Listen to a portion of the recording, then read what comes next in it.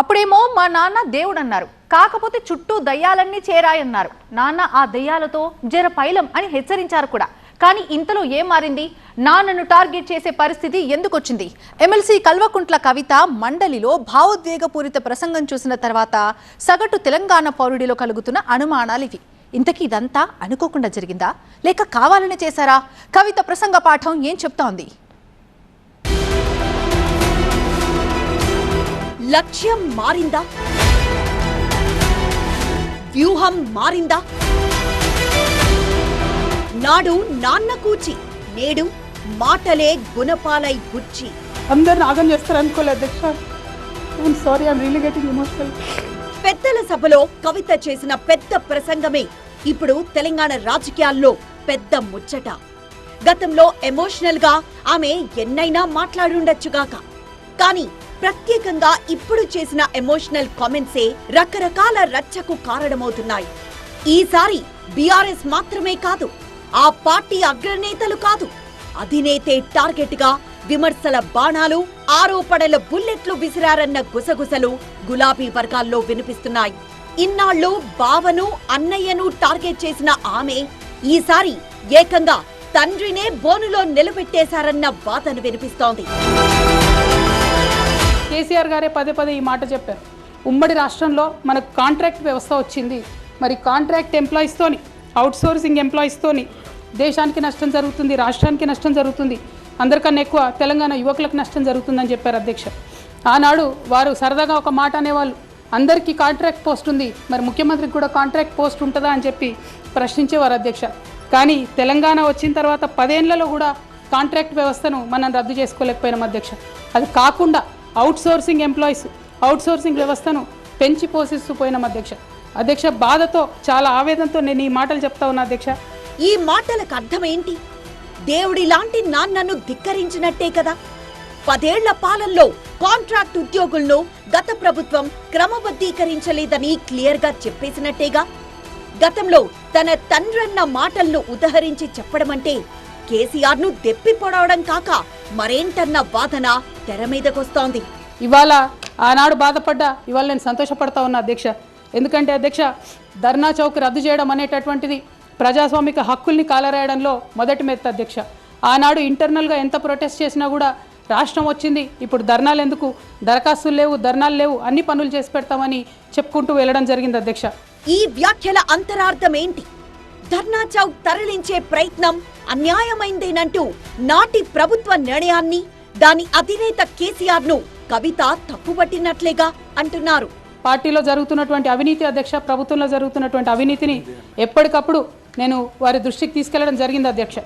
అమరజ్యోతి నుంచి మొదలు పెట్టుకుంటే అధ్యక్ష, అంబేద్కర్ విగ్రహం దగ్గర నుంచి మొదలు పెట్టుకుంటే అధ్యక్ష, సెక్రటేరియట్ నుంచి మొదలు పెట్టుకుంటే అధ్యక్ష, కలెక్టరేట్లలో కూడా తీరని అవినీతి జరిగిన మాట ముమ్మాటికి వాస్తవం అధ్యక్ష. దీనికి పెద్ద ఉదాహరణలు సిద్దిపేట, సిరిసిల్లలో కట్టినటువంటి కలెక్టరేట్లు 2 వచ్చినటువంటి మొదటి వర్షానికే 2 కూడా మునిగిపోయినాయి అధ్యక్ష. ఆ విజువల్స్ అందరం కూడా మనం చూడడం జరిగింది. ఈ వ్యాఖ్యల సారాంశం ఏంటి? 10 ఏళ్ల పాలనలో రాష్ట్రాన్ని అద్భుతంగా తీర్చిదిద్దామని బీఆర్ఎస్ నేతలు చెబుతుంటే, అబ్బే అంత సీన్ లేదన్నట్లుగా కవిత కొట్టిపారేసిన తీరు గులాబీ వర్గాల్లోనే కాదు, మిగతా రాజకీయ వర్గాల్లోనూ చర్చనీయాంశమవుతున్నాయి. 10 ఏళ్లలో విపరీతమైన అవినీతి జరుగుతుంటే కేసీఆర్ చూస్తూ ఊరుకున్నారన్నట్టుగా కవిత మాటలున్నాయన్నది బయట వినిపిస్తోన్న ముచ్చట. ఉద్యమకారుల విషయంలో తీరని నిర్లక్ష్యం గురైంది అధ్యక్ష. అనేక సందర్భాల్లో నేను పార్టీ నాయకులని, పెద్ద నాయకులను కూడా అనేక సందర్భాల్లో అడిగిన అధ్యక్ష. వేరే విధంగా సహకరించకపోతే, వేరే విధంగా వాళ్ళకి హెల్ప్ చేయలేకపోతే కనీసం సీఎం రిలీఫ్ ఫండ్ కింద మనిషికి 10 లక్షలు ఇద్దాం, ఎక్కడోళ్ళు అక్కడ సెటిల్ అయిపోతారు అధ్యక్ష అని కూడా అడిగినాం అధ్యక్ష. అది కూడా చేయలేదు. 43 లక్షల మందికి పెన్షన్లు ఇస్తున్నామని గర్వంగా మనం చెప్పుకుంటున్నాం. ఉద్యమకారులు కాన్స్టిట్యున్సీకి 1000 మంది కూడా ఉండరు. ఆ 1000 మందిని పట్టుకుంటే ఇంకో 1,00,000 మందికి ఎక్కువైతుంది. వాళ్ళకు ఒక పెన్షన్ ఇస్తే వాళ్ళకు గుర్తింపులాగా ఉంటుంది, గౌరవంగా ఉంటుందని అనేక సందర్భాల్లో చెప్పినాం అధ్యక్ష. అది కూడా చేయలేదు అధ్యక్ష. ఉద్యమ సారథి పుత్రికగా కవిత చేసిన ఈ కామెంట్స్ అర్థమేంటంటే మాత్రం అర్థమైనోళ్లకు అర్థమైనంత.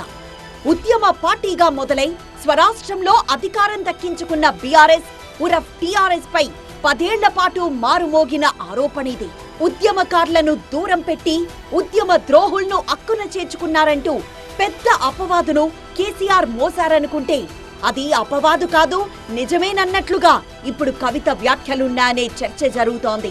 టీఆర్ఎస్ నుండి బీఆర్ఎస్గా మారుస్తామనేటటువంటి ఒక కీలకమైన నిర్ణయం తీసుకోవడం జరిగింది అధ్యక్ష. ఆనాడు కూడా ఆ మీటింగ్ నేను అటెండ్ అవ్వలేదు అధ్యక్ష. నేను ఒప్పుకోలేదు, ఈ పేరు మార్పుకు ఒప్పుకోలేదు, నేషనల్ పాలిటిక్స్లోకి వెళ్ళడం కూడా నేను ఒప్పుకోలేదు అధ్యక్ష. అంటే ఒక మాట అధ్యక్ష, ఇట్లాంటి హౌస్లో చెప్పొచ్చో లేదో కానీ తెలంగాణలో ఏం పీక్ కట్టలు కట్టినామని నేషనల్కి పోయి చేస్తాం అధ్యక్ష. మనం ఎన్ని పనులు మిగిలినాయి అధ్యక్ష తెలంగాణలో చేయాల్సినవి? 2 పెద్ద రివర్స్లో, ఒక పక్క గోదావరి, ఇంకో పక్క కృష్ణ, 1,89,000 కోట్లు ఖర్చు పెట్టినాం అధ్యక్ష.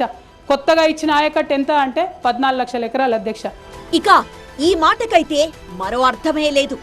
టీఆర్ఎస్ ను బీఆర్ఎస్ గా మార్చడం ఇష్టం లేకుంటే లేకపాయే, కానీ ఇక్కడేం పీకారని జాతీయ రాజకీయాల్లో వెళ్దామనుకున్నారు అంటూ ఆమె చేసిన వ్యాఖ్యానాలే వెరీ సాడ్ అంటున్నాయి గులాబీ వర్గాలు.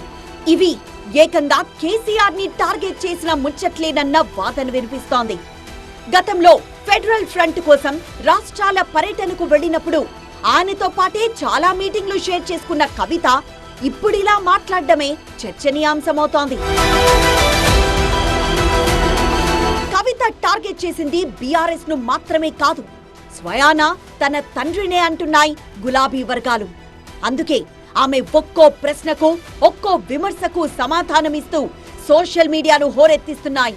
కాస్త గతంలోకి వెళ్తే కేసీఆర్ పై ఆమె చేసిన బాధ్యతాయుతమైన వ్యాఖ్యలు, ఒక కూతురిగా ఒక తండ్రిపై ఆమె చూపిన ప్రేమను, జైలు నుంచి బయటికి రాగానే ఫామ్ హౌస్ లో ఆయన్ను కలుసుకున్న భావోద్వేగ సన్నివేశాన్ని తెలంగాణలో ఎవ్వరూ మర్చిపోలేరు.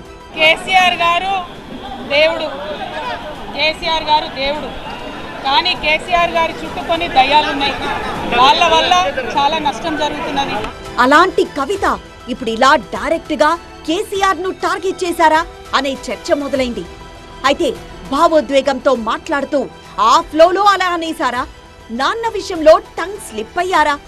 లేక ఆమె లక్ష్యం, వ్యూహం రెండూ మారిపోయి తాను పార్టీ పెట్టాక తండ్రైనా రాజకీయ ప్రత్యర్థి అన్న సంకేతం ఇచ్చారా?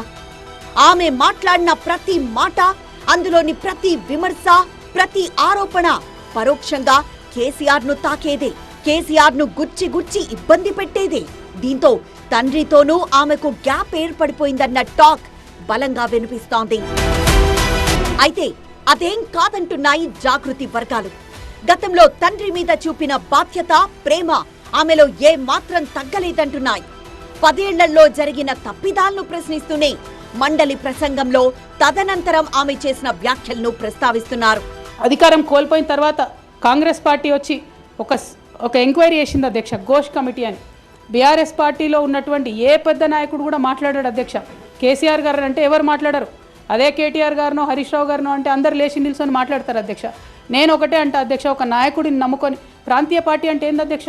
ఒక నాయకుడు అధ్యక్ష. ఆ నాయకుడు ఆయన భావజాలం, ఆయన ఐడియాలజీ మీద నడిచేదే ప్రాంతీయ పార్టీ. అది ఎన్టీఆర్ గారు పెట్టిన పార్టీ కావచ్చు, కేసీఆర్ గారు పెట్టిన పార్టీ కావచ్చు. ఆ పార్టీ నాయకుడికే దెబ్బ తగిలితే, ఆ పార్టీ నాయకుడి మీదకే మచ్చ వస్తే పార్టీ మనుగడకే అర్థం ఉండదనేటటువంటి ఉద్దేశంతో ఘోష్ కమిటీ అప్పుడు కూడా నేను ఒక్కదాన్నే జాగృతితోని ధర్నా చేసిన అధ్యక్ష. ఏ ఒక్కరు మాట్లాడరు అధ్యక్ష. ఆమె అనుకోకుండా అన్నారా? తండ్రికి తగలాలనే అన్నారా? అవన్నీ పక్కన పెడితే రాజకీయంగా ఈ అంశం పెను దుమారానికి దారితీస్తోంది.